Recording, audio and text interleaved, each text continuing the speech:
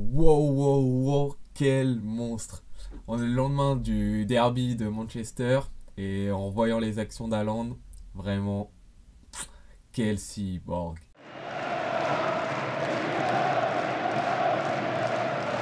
Dans sa globalité, c'est un match maîtrisé de A à Z de la part de Manchester City. Donc bien évidemment, ils se prennent 3 buts avec voilà, certains moments où ils oublient un peu de jouer, ils se laissent un peu aller. Mais dans la globalité du match, c'est vraiment un match maîtrisé de A à Z de la part de City. Et bien sûr qu'on a des joueurs de top qualité à tous les postes, même en défense centrale, alors que c'est pas forcément les défenseurs centraux habituels qui ont joué, mais il y a eu des joueurs super performants. Euh, Au milieu de terrain, Bernardo Silva au top niveau, Gundogan top niveau, Kevin De Bruyne top niveau. Et voilà. Et on n'oublie pas, surtout pas, la super méga prestation de Phil Foden. Et un jour, il faudra faire une vidéo, une analyse sur ce joueur-là parce que c'est vraiment quelque chose qui marque un triplé. Mais là, j'ai décidé de faire une vidéo qui fait un focus spécial sur Haaland et sur son match parce que son match, il est extraordinaire de A à Z et dans tout ce qu'il a fait, dans tout ce qu'il a proposé hors ses 3 buts, ça a été super intéressant et ça a été génial. Il a eu la note de 10 sur l'équipe et c'est pas tous les jours qu'il y a une note de 10 sur l'équipe. Premier derby de Manchester, 3 buts, 2 passes décisives. On va analyser ça tout de suite. La première chose par laquelle j'aimerais commencer, c'est le nombre de ballons touchés par Haaland.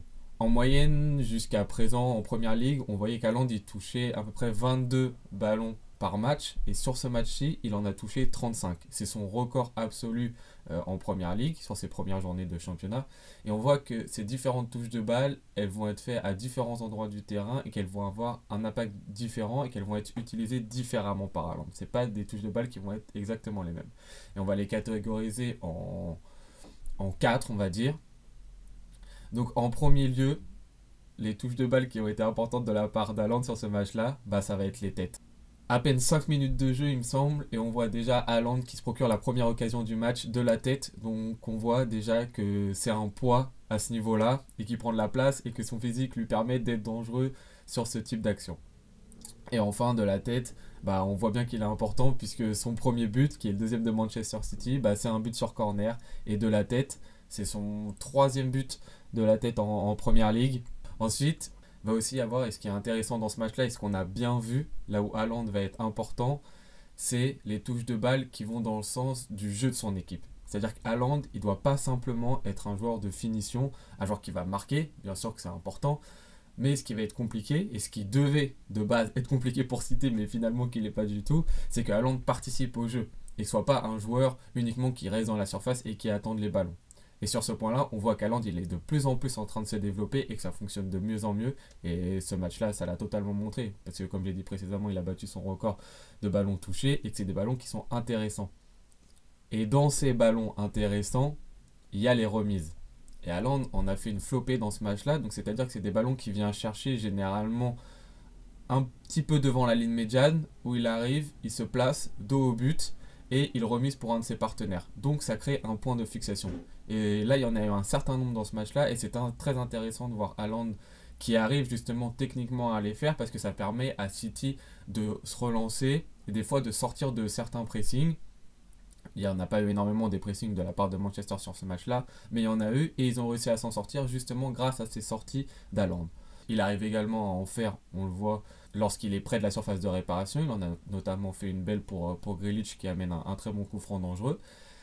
Mais ensuite, hors de ces passes qui sont dos au but, il va aussi de plus en plus être dans la capacité à faire des passes où il est face au but. Et là, ça a été très intéressant parce qu'on l'a rarement vu dans ce domaine-là. Mais là, dans ce match-là, il a réussi à le faire à de nombreuses reprises. Il en fait une très belle pour Grealish à gauche. Et puis ensuite, il y a ces deux passes décisives qui sont vers l'avant, où il prend le ballon, il va vers l'avant, il regarde bien Foden, il la donne exactement dans le bon endroit, dans le bon tempo. Et si Haaland rajoute à ses buts des super passes décisives et des passes qui sont dans le tempo et cette touche-là, bah, ça va devenir carrément injouable comme joueur parce que on se disait que déjà dans la surface c'était un tueur, mais si en dehors et dans le jeu il arrive à faire ce genre de passe vers l'avant et que ça devient aussi un danger au niveau des passes décisives, là ça va, là, le jeu est terminé. Et enfin, le dernier point sur les touches de balle, ces dernières touches de balle, bah évidemment c'est ses buts, donc ces 3 buts. On a parlé du premier qui est sur une tête.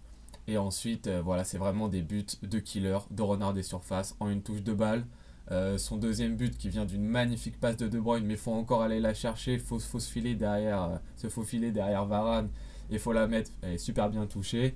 Et son troisième but, voilà, renard des surfaces, il se place bien, la passe en retrait, à ras de terre de Manchester City qu'on commence à connaître par cœur, qui font depuis que Pep Guardiola est là, et il finit. Et voilà, et là c'est le Haaland qu'on connaît, c'est le Haaland clinique qui est dans la surface de réparation, une touche de balle, but, c'est fini.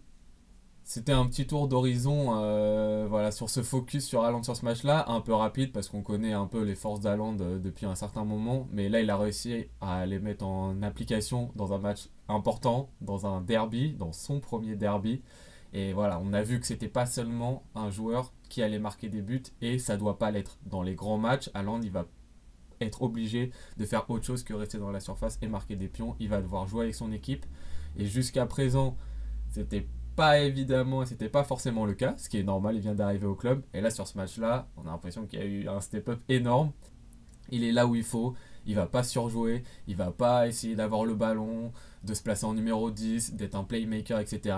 Il fait ce qu'il faut, c'est un joueur de remise pour aider son équipe à ressortir le ballon, un joueur aussi qui va pouvoir aider son équipe à se déployer sur des phases de transition offensive et donc à se porter vers l'avant et à faire des passes vers l'avant parce qu'il va de plus en plus avoir la capacité et la capacité technique de le faire, et c'est un finisseur. Voilà, c'est les 3 points où Haaland va devoir être important pour City et où il a été important sur ce dernier match là. Merci à tous, voilà, c'était une analyse très brève, mais il fallait en parler parce que ce qui s'est passé hier c'était assez incroyable. À la prochaine, ciao.